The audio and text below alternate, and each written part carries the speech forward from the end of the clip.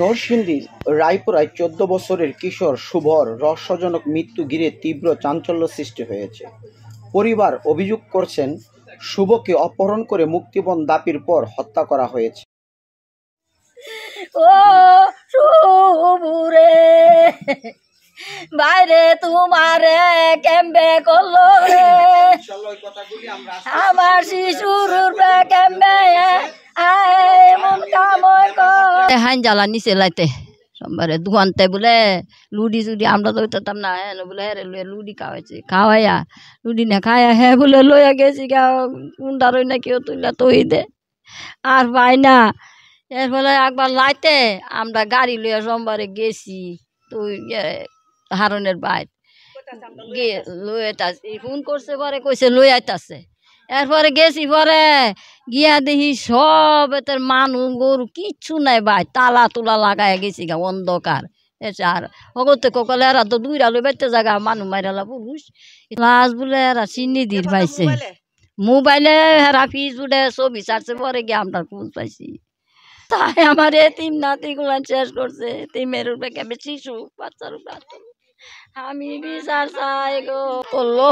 আরে কেমবে করলো জানো কেমবে করলো, হ্যাঁ লোক কি না হাজাম নাই শত্রু বাজেনি কিচ্ছু নাই। কি বলতেন আমার এই শিশু চাচা জিল্লুর রহমানের কাছে লালিত পালিত হচ্ছিল, কিন্তু 22 সেপ্টেম্বর রাতে স্থানীয় কয়েকজন যুবক তাকে বাড়ি থেকে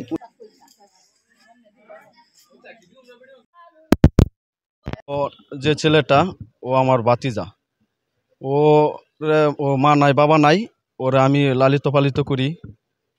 ওই সন্ধ্যার দিকে গাড়ি যাই, ওই ট্রাক্টর চালাই। রাত্রে উনি সন্ধ্যার দিকে বাড়িতে আসে গোসল টুসুল করে আমাদের বাড়ির সামনে রাস্তা তো উনি যাই। যাওয়ার পরে ওনাকে ওনার বয়স হয়েছে 14 বছর, গাড়ি চালাই। ওই এখান থেকে তুহিন, হারন আর হচ্ছে মাসুম, 3টা লোক আসে চুরির মিথ্যা অপবাদ দিয়ে ওকে রাস্তা থেকে ওরা আইসা বিবেটেক দিয়া ওরে এখান থেকে ডাইকা দৌড়া ওদের এলাকায় জাগিরনগর নিয়ে যায়। লাশটা যে পাওয়া গেছে আত্মহত্যায় মারার দাগ আছে, লাশের মাঝে মানে মারধরের দাগ আছে। তুহিনের বোন শারমিন আক্তার, ওনার কাছে যাই। ওই যে ওনাকে বিয়ে দিছে আমরা আশপাশের বাড়ি, যে দেখেন আমার বাতিজারে তো আপনার যে ভাই ওরা দৌড়া নিয়ে গেছে, কি করছে ওরে খেয়ে লেগে দৌড়া নিয়ে গেছে, ওরে তো অযথায় ওই গাড়িতে আসছে ওরে লইয়া গেছে, ওরে একটু সন্ধান করে দেন না, ওরে আনার ব্যবস্থা করেন না, না ফিরে নাই। তখন ওনার তুহিনের বোন বলছে ঠিক আছে তোমরা কোনো সমস্যা নেই, নিশ্চিত থাকো ওরে বাড়িতে না ওরা দিয়া যাবি। আমি ফোন দিয়া বলতাছি, এই আশাবাদী দেওয়ার পর আমি বাড়িতে আসা পড়ি। বাড়িতে আসার 1 থেকে 1.5 ঘন্টা পরে তুহিন একটা ফোনটা নিয়ে আমাদের বাড়িতে আসি। আইসা আমার বলতেছে টাকা যা খুঁজকোছে আমার বিচারা বাকুছে। তখন খবর দিচ্ছে, আমি দৌড়ে আসছি যে কেউ আমার বাতিজারে নিলা, নিচে সমস্যা নেই এখন দিয়া দামুগা, টাকা দাও 5 লাখ টাকা আসিনি। তুহিন ফোনটা দিয়ে মোটরসাইকেল দিয়ে আসা।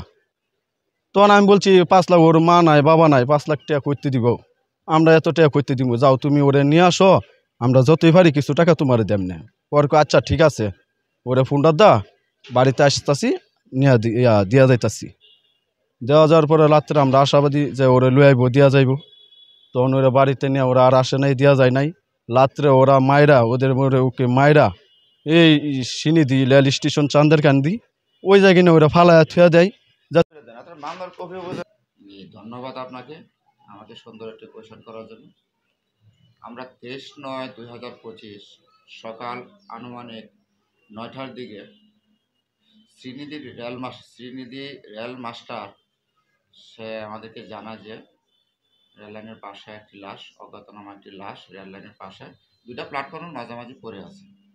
উক্ত সংবাদ শুনে আমি এসআই জহিরুল ইসলাম সাহেবকে এবং আমার ফোর্স ঘটনাস্থলে প্রেরণ করি এবং ঘটনাস্থলে সেখানে লাশের সুরতহাল করা হয়। আমার এসআই সাহেব সুরতহাল করে এবং আইনগত যা কাজ আছে সম্পন্ন করে তাও লাশ মর্গে প্রেরণ করা হয়। ওই দিনই লাশটা পোস্টমর্টম করা হয়।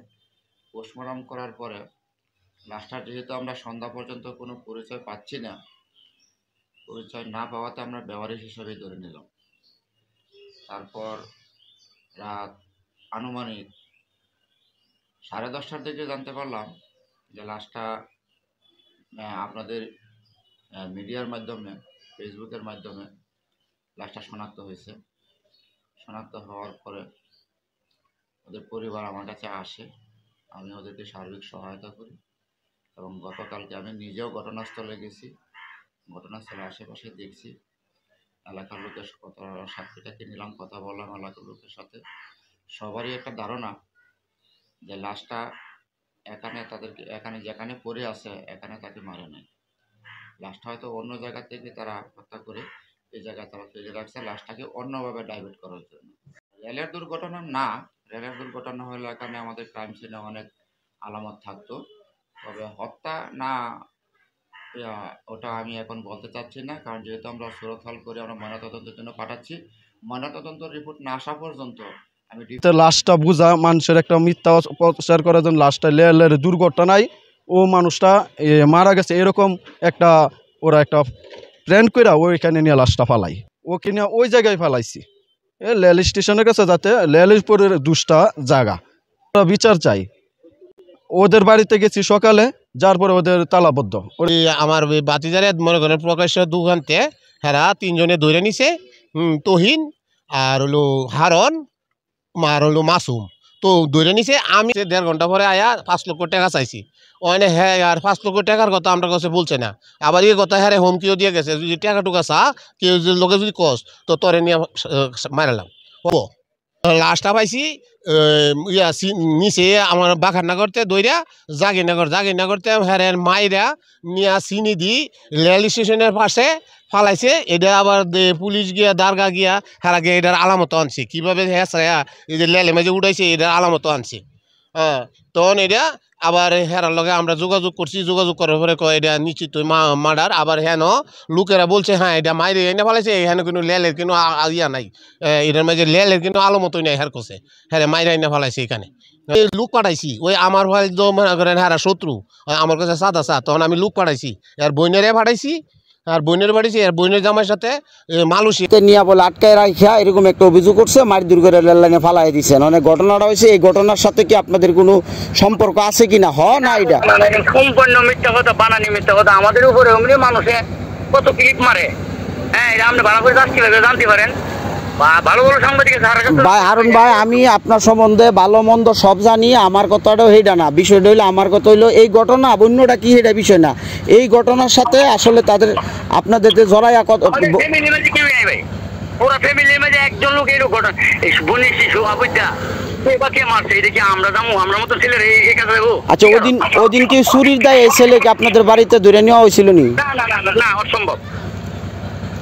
আচ্ছা, তাহলে মানে এই মৃত্যুর সাথে আপনাদের কোনো হাত নাই?